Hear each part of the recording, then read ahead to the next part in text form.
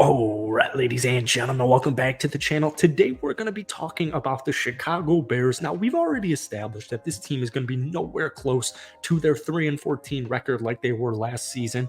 Even if the Chicago Bears won, say, like 5 or 6 football games this upcoming season, the eye test is going to prove that Justin Fields is the guy and that the Bears are a team to watch for the next upcoming seasons. I think Ryan Poles is the perfect man for this job. He eats, breathes, sleeps Chicago Bears football. He just lives Chicago Bears football. And I think he's done an excellent job thus far with this team.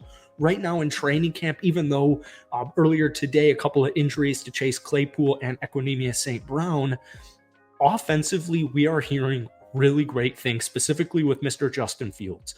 The last couple of practices, the connection between Justin Fields and Darnell Mooney reportedly has been eye-opening. DJ Moore feasting. Chase Claypool was having a great training camp. You know, that's really the thing with Chase Claypool. If he is healthy, if he is fully healthy, he will produce. I just want him fully healthy. You have young guys like Tyler Scott on this roster now. Justin Fields has so many weapons at his disposal. Like, keep in mind, you know, when Darnell Mooney was injured at times last season, like Equanimeous St. Brown was wide receiver 1. No disrespect to Equanimeous because he's a great, solid receiver. But this season, like, he's projected wide receiver 4 on the depth chart. And I actually think by the end of the season, Tyler Scott will clear him for wide receiver 4. So there's so much depth. There's so much talent on this offensive side. And keep in mind, it is second year, not only under Eberflus, but more importantly, offensive coordinator-wise, Luke Getsy, second year. So you are going to see improvements regardless. We're going to talk about a couple of things offensively, and then we're going to talk about some things I'm really excited about on the defensive side of things, because rookie-wise, out of camp, nothing but great news. Like, literally, guys, nothing but great news. So I want to start off with the running back room because we didn't really talk about it much in our last Chicago Bears video. But before we do get any further into today's video, if you guys enjoy, be sure to hit that like button, hit that sub button for daily NFL content. I'm posting a couple of Bears videos every single week right now. So Bears fans, if we could try and get this video to 250 likes, that would mean the world to me. So the running back room right now in training camp, this has been one of the better camp battles. Either way, especially being at the running back position, I mean, the more talent, the better at any position, especially the running back room. The Bears right now moved on from David Montgomery, and they currently have Khalil Herbert, D'Onta Foreman, and Rashawn Johnson, new rookie, coming in here. Apparently, D'Onta Foreman has been the favorite. It's like, you know, the numbers I've been seeing is it's like it's leaning 51-49 in Dante's favor. No matter who's RB1 to start off the season, we're going to see all 3 of these running backs next year.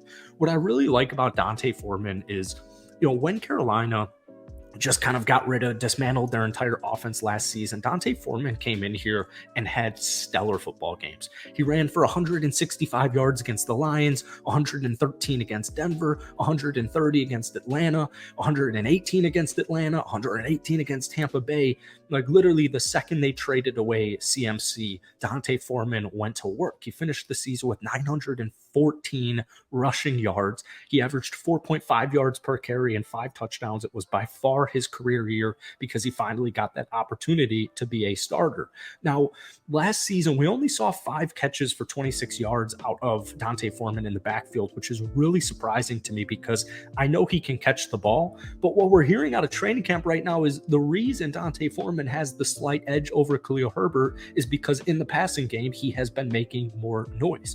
Khalil Herbert is just, I mean, these are players, man. These are playmakers. I feel so good about this running back room. And then obviously you have Rashawn Johnson, who got completely overshadowed by Bijan last season.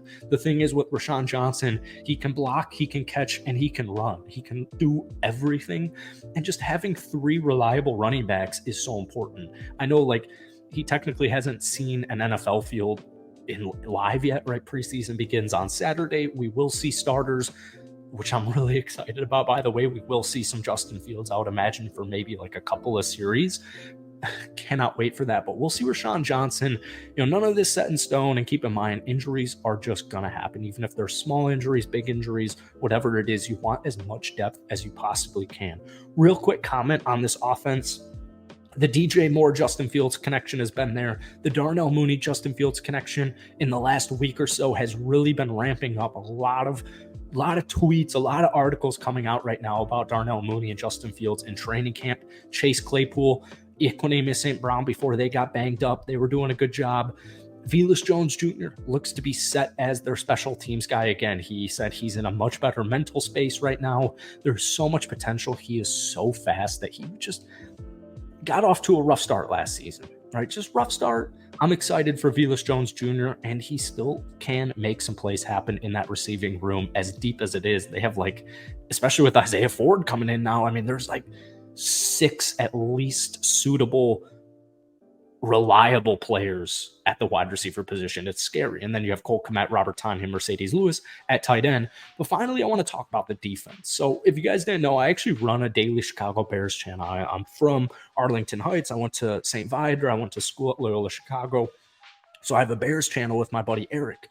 When the Bears drafted Jaquan Brisker last season, I compared him to Ed Reed, and I'm still going to make the comparison to Ed Reed. Jaquan Brisker on the Bears defense last season was so slept on outside of Bears fans. He had 104 total tackles. He had 4 sacks. He had a forced fumble. He had an interception. He had a couple pass deflections.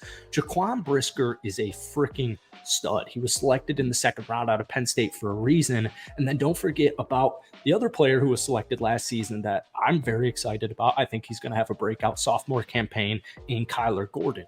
Kyler Gordon's rookie season, drafted in the second round out of Washington, 55 tackles, a forced fumble, and 3 interceptions. What's crazy, though, is the Chicago Bears, in the second round, they selected out of Miami, Tyrique Stevenson. Tyrique Stevenson reportedly has been lighting it up in camp, and right now he's actually slated as a starter outside of Jaylon Johnson. Regardless of who's starting, who isn't starting, whatever it is, this Bears secondary, to me, is loaded. I think it's going to begin this year. On paper, long term, they're absolutely loaded. You have Jaylon Johnson. If Jaylon Johnson can stay on the field this upcoming season, he's going to do what he's done in his 3 years in the league. Jaquan Brisker, Kyler Gordon, ready for second season breakout years. You have young rookies, guys like Tyrique Stevenson, and then you have your veteran who still isn't really a veteran in Eddie Jackson, who is 29 years old. I guess he turns 30 in December, but getting some, I'm using air quotes here, veteran help in the secondary is just great to have. I like Eddie Jackson a lot. I feel so old. I remember Eddie Jackson getting drafted. I remember, when he went to the Bears being like, oh, damn, like they just got a freaking player, man.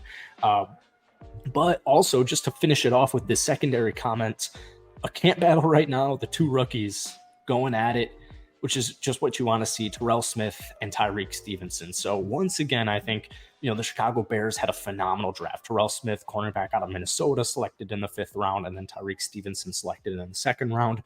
You also have Gervon Dexter and Zach Pickens, who are going to be great rookie, even for rookies. They're going to be great depth pieces this upcoming season, and who knows what their future holds. I'm really excited about both of those 2 guys.